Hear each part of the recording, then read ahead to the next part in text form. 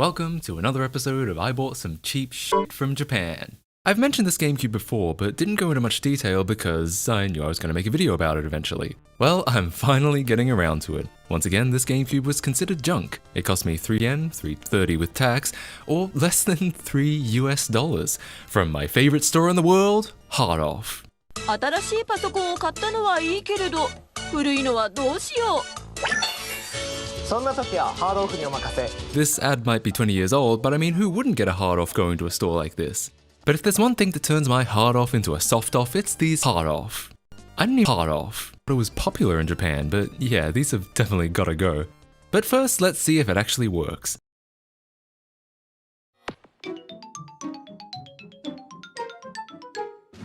Man, another point to Japanese electronics. Much like the $1 Wii, it's hard to imagine anything that's this functional being sold for only $3 in the West. But unlike the $1 Wii, it didn't take long to find the fault.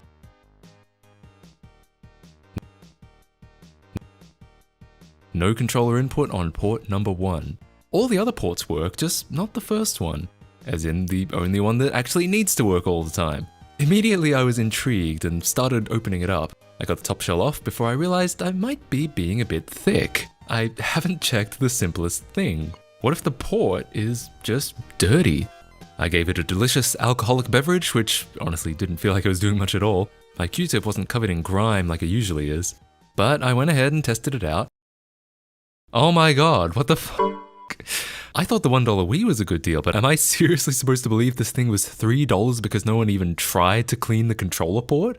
Well, honestly, I was almost a little disappointed. As frustrating as it can be, I was actually looking forward to an interesting puzzle. Perhaps the disk drive is broken? Unfortunately, with no Japanese GameCube games on hand, I can't really test it, but I do have a solution for that in the form of mod chipping. Yeah, why not?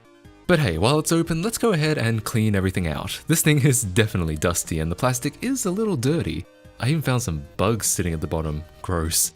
I ran all the plastic bits under the tap, which quickly got rid of the dust and bugs, and after it all dried, I continued scrubbing with some Windex. This thing was dirtier than I thought. It was nice to finally be giving this thing some care and attention. But then came the hard off. I could already tell these were going to be stuck on pretty well. I whipped out the WD-40 and sprayed it all over. Then I left it sit for about 10 minutes.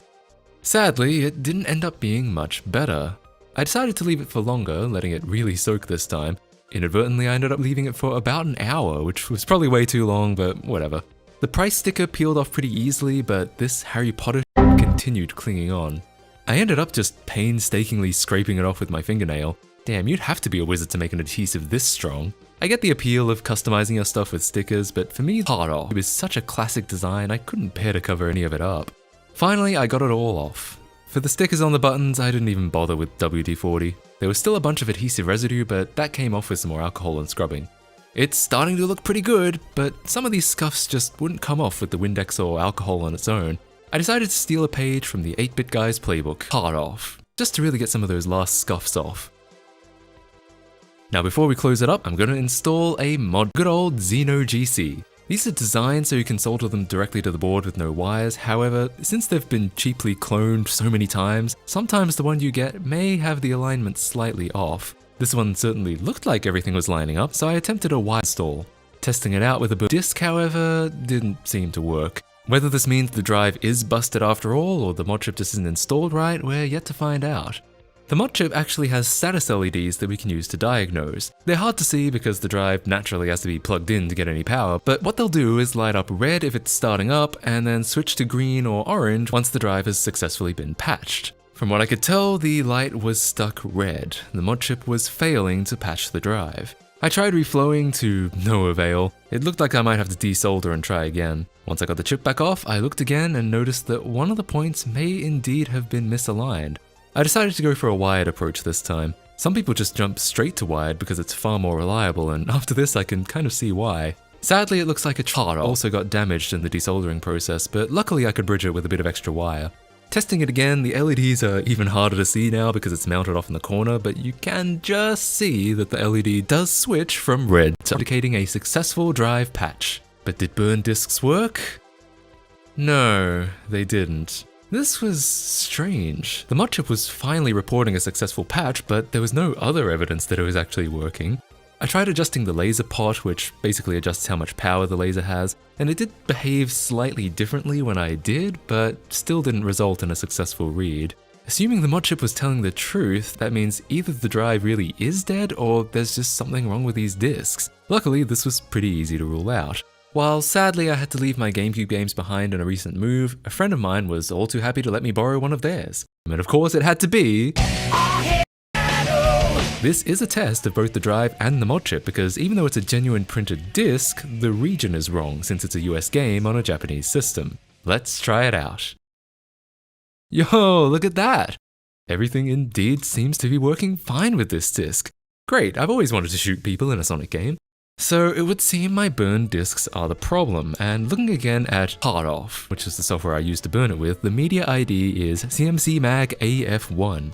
A fairly common media model that seems to have mixed results for GameCube backups. For some people they work perfectly fine, for others not at all, and it seems like we're in the latter boat. What I decided to try was burning to a full-size DVD rather than a mini DVD. Now I can burn with verbatim media, which in my experience is the most reliable by far. People actually used to do this pretty frequently because even back in the day it was harder to find good quality mini DVDs than regular sized ones. Even though the drive naturally won't read beyond the diameter of a mini DVD, it's okay because we didn't write beyond the diameter of a mini DVD either. Let's see if this works. Yup, that's all it was. Looks like this now modded GameCube works 100% perfectly. However, there is a caveat. While full-size DVDs will technically work, once it's all put back together, they simply won't fit in the top shell. You can 3D print a replacement top shell that will fit a full-size DVD. That would be cool, but as we've established, I don't actually have a printer. Also, unless I replace the top and bottom, I can see myself getting annoyed if the two pieces don't match perfectly. I also seem to remember top shells were fairly easy to buy back in the day, but they don't seem to be anymore. Either I'm misremembering or they are just long gone.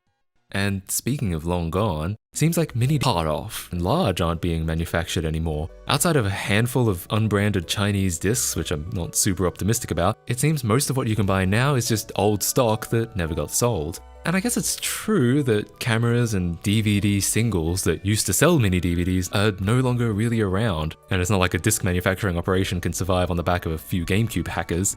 Honestly, this all sounds kind of bleak. No top shells anymore, no mini DVDs anymore. But when you look at the landscape, it actually isn't. It simply just evolved. The GameCube, Wii, and Wii U can all play GameCube ISOs straight from a USB or SD card with the right mods. The Wii U with Nintendo, the Wii with pretty much any ISO loader, and the GameCube with the G-Loader, an optical drive emulator that completely replaces the optical drive with an SD card reader, also without any soldering. While it's more expensive than a mod chip, you do save money and time not having to buy and burn increasingly rare mini DVDs. So I'd say this is kind of the ultimate solution. While the mod chip was useful as far as determining whether the drive worked or not, it turns out there are just better ways to play GameCube nowadays. So maybe one day I'll install a GC loader in here in the future. If you'd like to see me install and review one of those, let me know in the comments down below.